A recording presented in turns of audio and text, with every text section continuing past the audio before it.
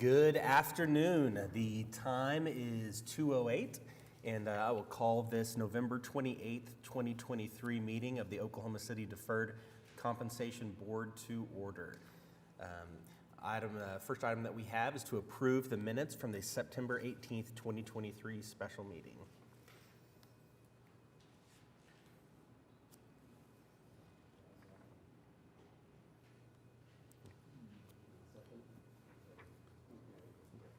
Got a motion and a second?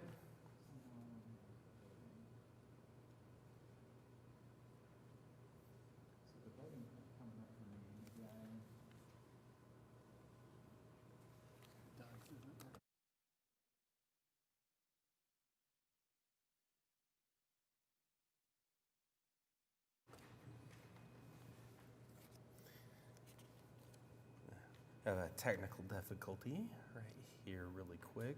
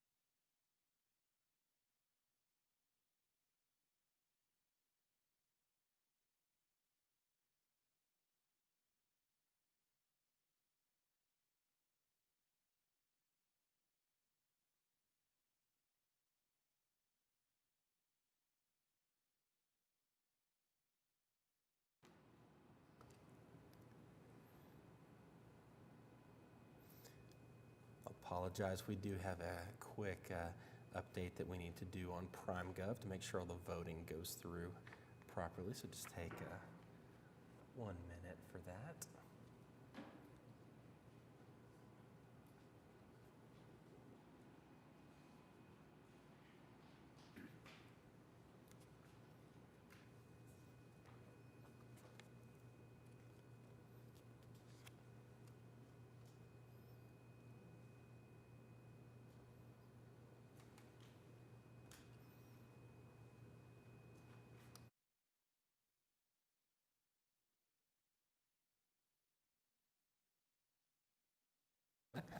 While we are waiting for this to finish, I did want to introduce Doug Dowler, who's a member of our board as Assistant Finance Director. He was on the meeting list last time, but this is his first meeting to attend, so I wanted to introduce Doug.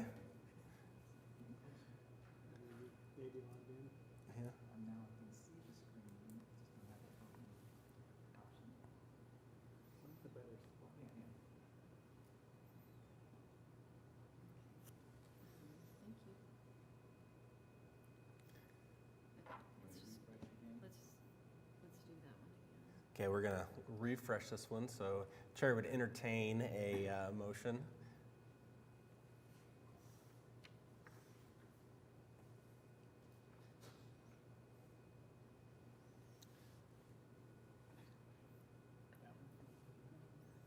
How about a verbal? Yeah. Second. Okay. Got a motion and a second. Cast your votes. Mine says voting not available. You want me to refresh again? Or if you can vote for me, I'll vote yes. Yeah, it says voting not available.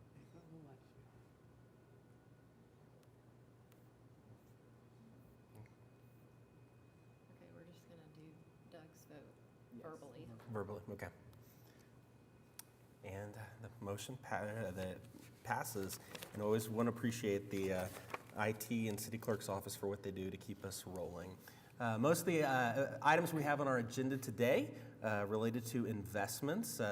Item 3A is going to be the investment consultant presentation. Jason Pujols from ACG is here. Thank you, Matt. Good afternoon, everyone. First of all, it's a pleasure to be here again. Thank you for your confidence in my firm, Asset Consulting Group, in selecting us to continue to work with you on your 401A and 457 plan.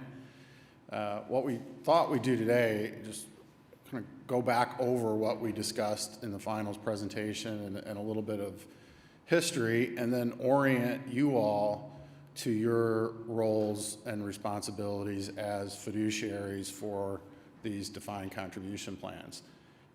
I know some of you, many of you here, sit as board members on a defined benefit retirement plan. Some of you have in the past sat on defined benefit retirement plan boards.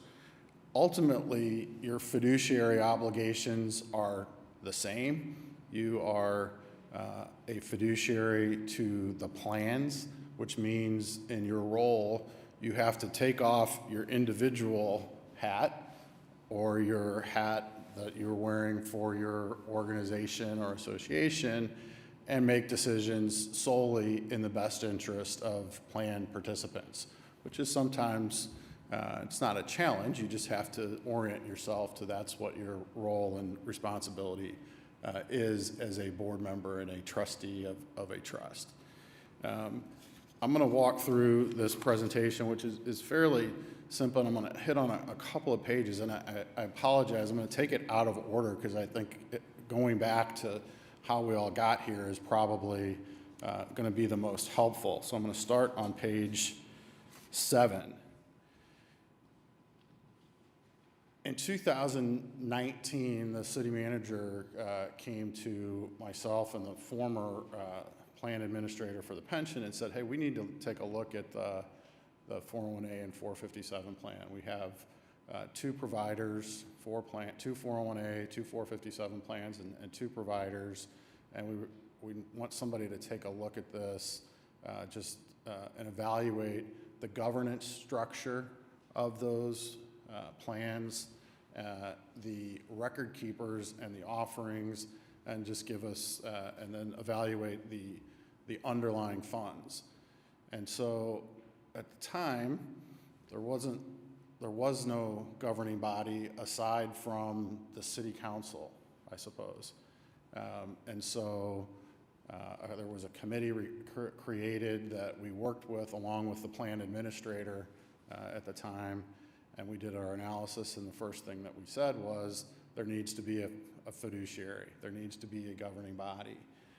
And that governing body then needs to establish an investment policy statement, which is a statement that defines roles and responsibilities for all of the entities associated with the trust, which would be the board, the record keeper, an investment consultant, investment managers, and so on down the line, the staff, the administrative staff. We also then went on to begin an evaluation of the 2 record keepers, and at the time, Nationwide and ICMA, which is now Mission Squared. And in doing that, what we're really looking for, and the reason why this is so critical, as fiduciaries now in the governing body, the primary responsibilities, and if you look at the prior page, 6, the primary areas that you really need to be focused on as trustees for defined contribution plans or participant-directed plans are delineated down here in the bottom in bullet points. Investment expenses, making sure you're offering the lowest fee share class vehicles to participants. Revenue sharing. This is something that gets lost oftentimes. The revenue sharing between fund management companies and the record keeper is a hidden cost that isn't easily identified from the outside. And then making sure that you're offering a diverse set of investment options for participants to choose from, and then providing some education. So a little bit different than for a defined benefit plan. In a defined benefit plan, you're focused on actuarial required rate of return, funded status of the overall plan, because you've defined a benefit that you're going to pay out to retirees later when they retire, and making sure the plan stays funded. you're responsible for the allocation of the assets in a defined benefit plan, the selection and the monitoring of the managers. In a defined contribution plan, you're not worried about funding because it's funded through employee contributions and an employer match. You are responsible for making sure there's a diverse set of options for participants to choose from that is efficient and understandable and not shouldn't be confusing to the participants, and that the expenses are kept low. You're not responsible for the asset allocation, how those assets are allocated. And each individual participant determines how their assets are allocated. So those are the, this is back one page, Regina, I'm sorry, on page 6. Those are the primary considerations, those 4 things on the bottom. So really, and you see those ticked off above, this board, you're responsible for doing that, along with now, typically, you would hire a third-party independent source, independent of a record keeper, independent of asset managers, to assist in that oversight. And that's what our role as a consultant does. So we could go back to that 2019. The first step we did was identify the need for a governing body, which was a board to be created, an investment policy to be created. We did undertake an evaluation of the 2 record keepers, which I'd say is stale today. It was 4 years ago, going on 5 years ago now. But in that, the 515 to 800,000 in fee savings, this is participant fee savings, that was solely in the form of revenue sharing. That's not even looking at the share classes of underlying asset management vehicles that were offered. So that is a pretty important piece to be evaluated and rectified. I would say in the areas of litigation around defined contribution plans, this is the primary focus of a number of class action suits over the last decade, is failure to monitor the fees and the revenue sharing and ensuring that participants are in the most efficient vehicles possible. So, but without even getting to those next steps, if we now go back, I'll go back 2 more pages. Again, I apologize going backward. Kevin was going to be here today, and he put the presentation together in the way he would have done it, and now I'm delivering it, so delivering it how I would have delivered it. One more page, if you would. So I think this kind of flow chart here depicts what we're talking about. Number 1, this is regardless if it's a defined benefit plan or a defined contribution plan. We need to create an effective governance structure, which is the creation of this board, establishing objectives, aligning the program goals with the stated mission statement. Some of that is articulated in the ordinance, and then we're reflecting that further in the investment policy statement, which we've put before you today. That delegation of responsibilities, again, articulated in the investment policy statement. You may want to refer to this as we're talking, but you'll see in section 4 of the investment policy statement, delegation of responsibilities. It talks about the board of trustees, the record keeper, which currently is Mission Squared and Nationwide, the investment consultant, and investment managers. Launch evaluation procedures. So we don't want to do this just once. We don't evaluate one time and now say we're done. It's an ongoing process. We need to continue to evaluate the effectiveness of the offerings that are being provided to participants, evaluate the merit of all of the underlying funds. And that's not to say once everything is put in place that you're going to make a lot of changes, but we need to put a program in place where they're regularly evaluated. Part of that will be a reporting package that we will begin to provide to you next quarter, reporting on the overall where assets are allocated and the overall performance of all of the underlying funds that you're currently offering, and then continuing to review that program over time. And all of that is articulated in this investment policy statement that we've provided to you all. The typical governance structure is what I'd say you have today, and that's depicted on the next slide, where you have a board of trustees and a staff. I believe it's contractual now how that works. The board of trustees contracts with the ERS administrator for day-to-day responsibility and oversight in the day-to-day management of the plan. In addition to that, you've now contracted with my firm, Asset Consulting Group, to assist with the oversight and monitoring of the defined contribution plan. And then you offer for in a defined contribution plan or a participant-directed plan an investment lineup, which includes a number of managers, and this is where we get back to those fiduciary concepts of making sure that you're providing a diversified set of options that aren't too complicated or redundant, and monitoring the fees, ensuring that the fee share classes that you're offering are the lowest share classes available for that same strategy. And then out on the side is the record keeper that maintains the records of all participants and cash flows in and out of the portfolio. So any questions of kind of where we are and where you sit? I don't want to gloss over things too much, but I wanted to come to you with a kind of a refresher and overview of roles and responsibilities, and then we have really one action item today, and then the second one is to begin the process of reviewing the record keepers once again, because I feel like what we did in 2019, I know it's stale. We would suggest opening that up to include other candidates other than the two that you currently have. Not suggesting today that you would necessarily make a change and pick someone different, but we think you get more leverage and negotiating ability when you open it up to other candidates, and we just think that's appropriate.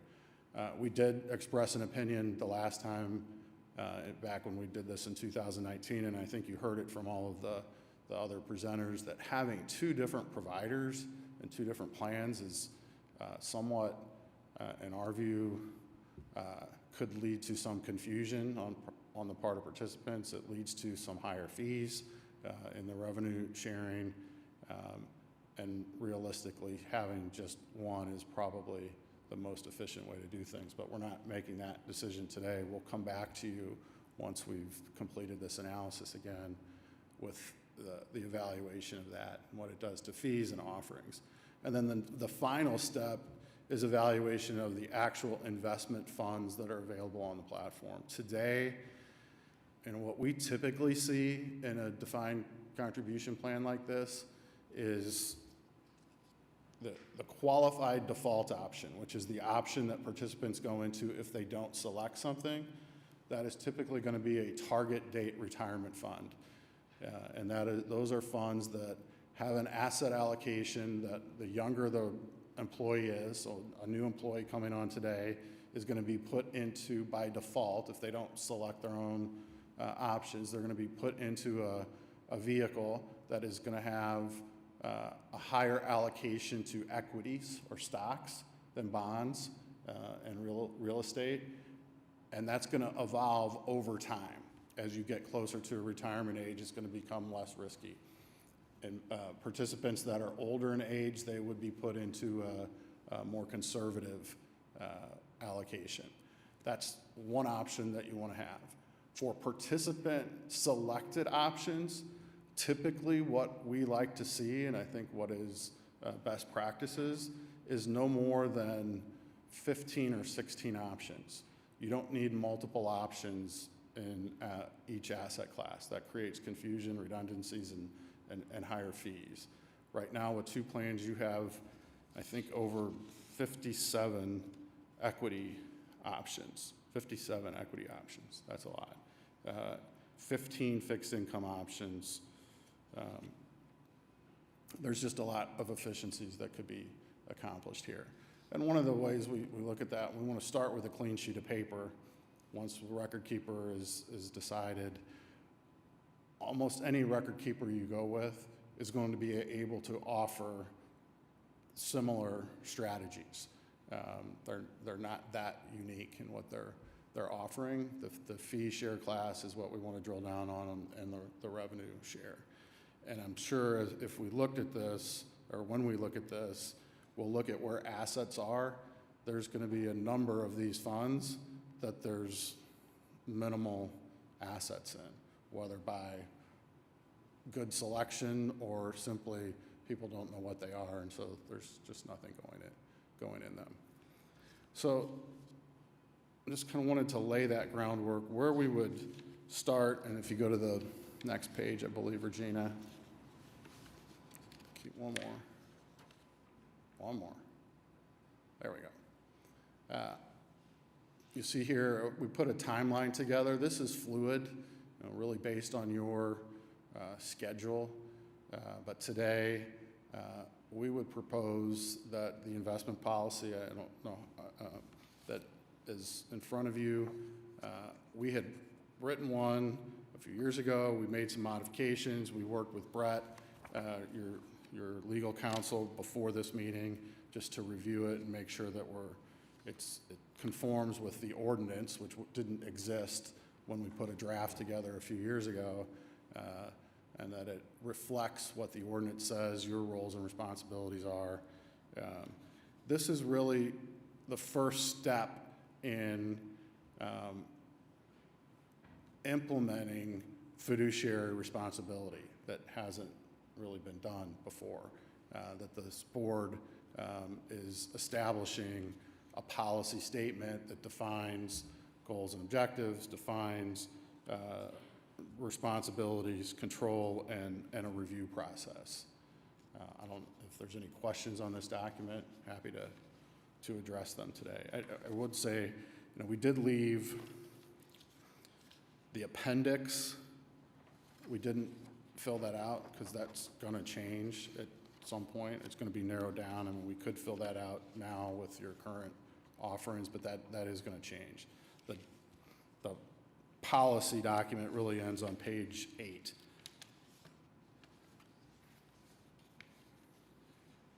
we transition from the presentation to policy now to discuss that? I can, Well, I guess first I'd say, are there any Other other questions? questions, just specifically about the presentation that Jason gave? Well, and procedurally, item A is just the presentation, so we don't need to take action. So we can move on to item B, which is approving the investment policy statement. And so, Doug, did you have some question?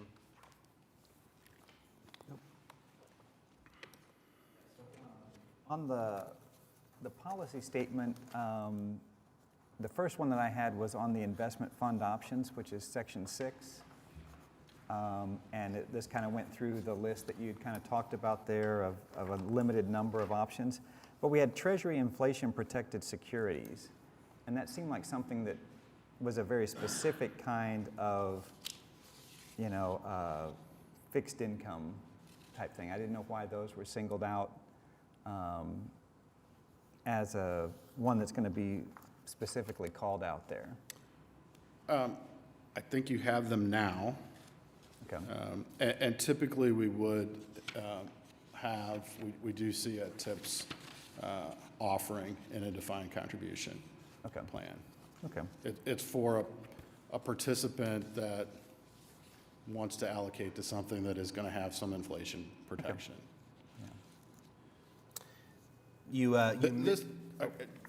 It's a good question, though, Doug. I mean, this can be fluid, and I'm certain this will change. Once we've gotten through the streamlining of things, we will conform this to meet what we have, but generally, that you have all of these things today, so we're including that. But it won't change much. You just have many of these. Yeah. You have multiple iterations of each of the broader strategies. You mentioned that Appendix A was blank just for the purposes, because we know it's going to change. How often would you imagine you would bring the investment policy before this board for updates I think and those types our annual, we should have that in here, but typically, we're going to review the investment policy annually. But unlike a defined benefit program where strategies change, overall strategic allocations may change, you're not doing that. So there's not going to be need for significant changes, but they're just best practices. You should have an annual review where it is one of your 4 meetings a year. You put on the agenda, review the investment policy statement. And maybe no changes recommended this year. But Thank you. I have a quick question. So you mentioned there was a policy that your consulting group prepared a draft in 2019 and then presented here. We have a policy for our consideration. And you mentioned some updates, are there any significant changes that were done as far as the initial version in 2019 to 2023? Well, nothing was adopted. There was nobody to adopt anything in 2019. It was just a draft. I think there was a couple of minor wording changes that might have referenced the ordinance and made the language conform with what ultimately was in the ordinance. But there's no substantial difference. I've got a couple other questions, I'm sorry, was that, I didn't mean to. On section 11, the investment options selection process, in terms of how we're going to evaluate it, it talked about candidates will be considered organizational structure, professional personnel, investment philosophy, portfolio characteristic, fees, and performance. I didn't know if like the breadth of their offerings, customer service options in terms of, do you have to call during business hours? Are they available after? Well, you're not really going to have that. Okay. The customer service from the managers, unlike on the defined benefit plan where you're contracting directly with investment managers. Mm-hmm. Here, you're just offering mutual funds on a record keeper's platform. But the evaluation of those funds that would be available, we are going to do our full due diligence and evaluate the philosophy process, the continuity of the team, the fees of that investment vehicle, both in isolation and on that record keeper platform. But there's really no client management aspect of it there. Gotcha. And then at the bottom of that page, section 18, the investment option objectives.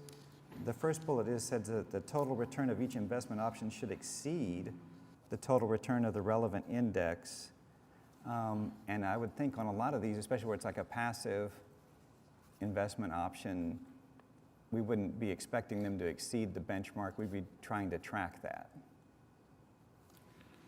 It says on page 7 at the bottom. If you look at the last paragraph on page 8, last sentence, passive portfolio allocations are expected to approximate the risk and return profile of the benchmark. Gotcha, okay. So we thought of that. Okay. Yeah, okay.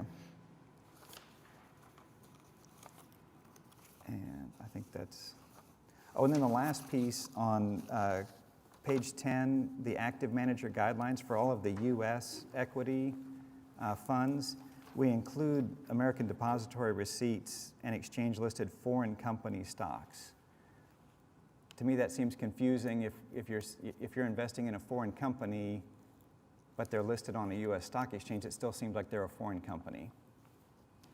And maybe that's just something that's accepted, and first of all, we're using mutual funds, so these aren't going to be separate accounts where the guidelines apply. This is more to give a definition to participants and to the board as to what these are. Okay. But typically, U.S. large cap funds are going to have non-U.S. domiciled companies. There's a number of companies in the S&P 500 or the Russell 1000 that are not domiciled in the U.S. Okay. They're called benefit-driven companies. They might be Cayman Island, Bermuda, a lot of insurance companies in Bermuda, or they might for some other reason, but they're predominantly a U.S. company. Okay.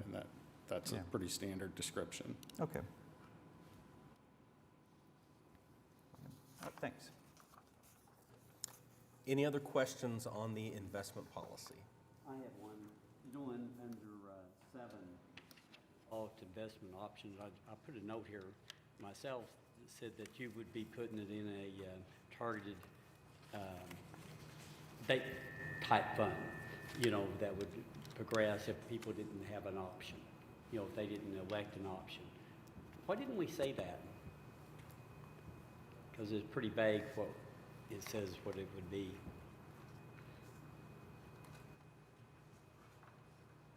Well, I guess we kept it generic. We could do that, I think, when the time comes. I'm guessing that both of these, I don't know the answer to this, but I would assume that you have to have a default option today. Mm-hmm. And it's the target retirement funds. It's a good point, Ralph, and I think we articulate that once we get everything narrowed down. It is articulated in the plan documents currently, right? Okay. We can add that. We just need to make sure it's consistent with what you're saying, because there's 4 different plans right now, so we want to make them all the same.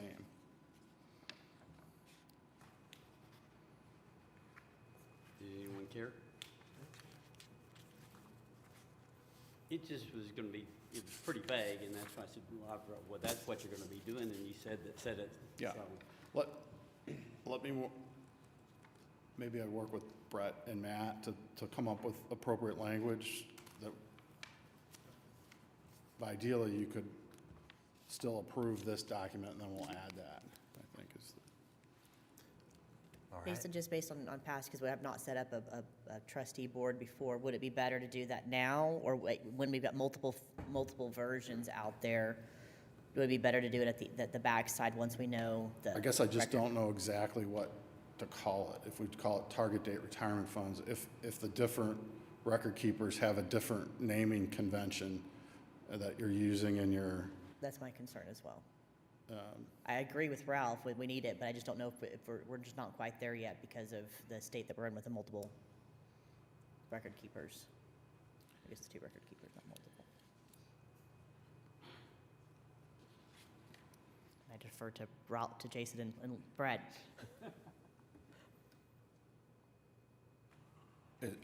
Are we certain that for all the plans, it's the target date retirement fund?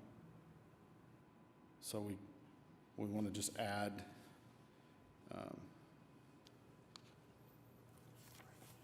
currently, like after that, in the second bullet, where it says requirements for a QDIA, currently the target date retirement fund options based on the participant's age and plan that they're in, right?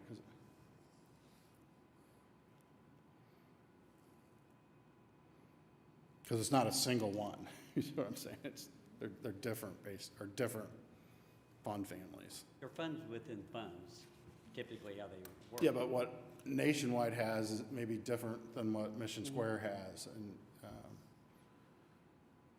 I don't want, it's just, so we'll add that, a language that conforms with that. Or similar to this, or approximate to what we said. Whatever, like he said, whatever the particular company we go with has. Yeah, I think once that next step is done, we'll probably have to make a few other modifications to this document.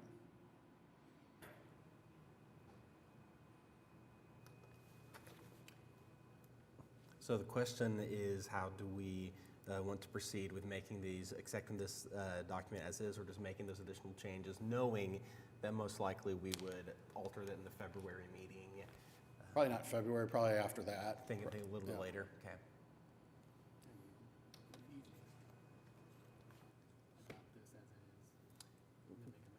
So Yeah, I would kind of say, I mean, it does say we will establish a default fund. So I think we could leave it as is now, and then we will do that at a future date. Okay. Does that seem fair? Fair.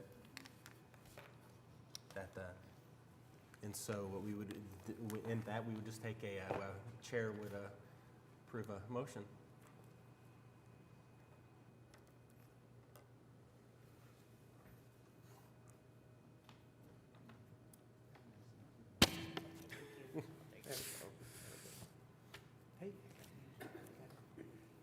A motion and a second.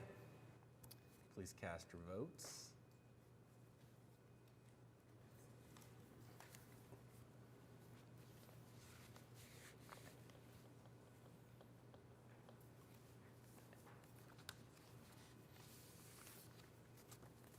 And the motion passes. Moving on to item C, which this one is a resolution directing the investment consultant to perform a record keeper search and provide such results and recommendations to the Oklahoma City Deferred Compensation Board.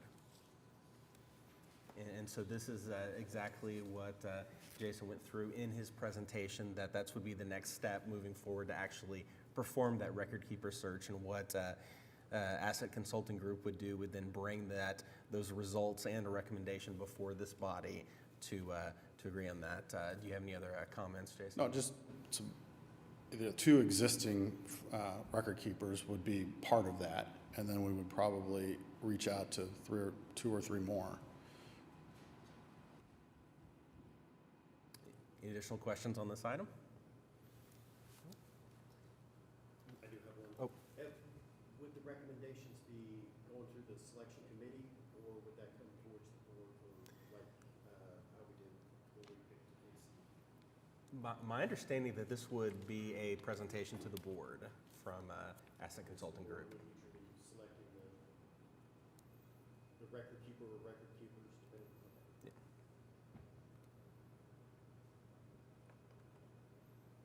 that? That's your process. I'm not sure how that goes.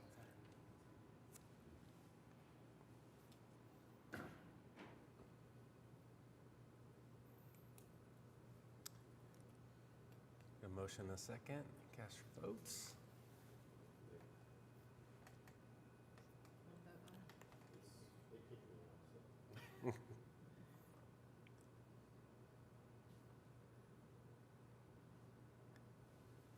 And the motion passes. Item D is to receive the Oklahoma City Deferred Compensation Board 2024 regular meeting schedule. That is included in your packets, but going forward for calendar year 2024, the cadence would be meeting on the third Wednesday of February, May, August, and November. And so we'd entertain a motion.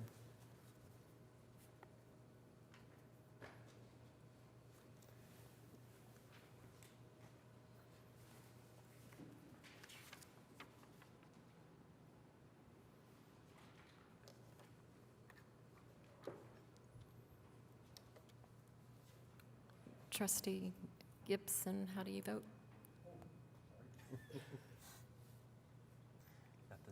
And the motion passes, which brings us to item 4, comments from board, staff, or citizens.